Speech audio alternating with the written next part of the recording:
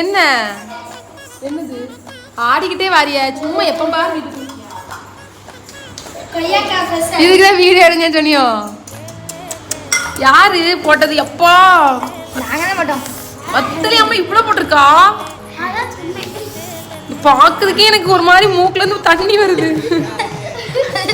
நீதானே ஆமா அப்புறம் இவ்வளவு வரை எப்படி நக்குதாத சாய்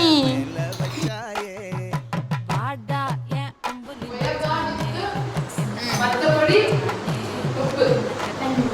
பண்ணது 3 பேரும் வாசிரது தந்தது 3 பேர் தான் நான் வந்து ஒன்லி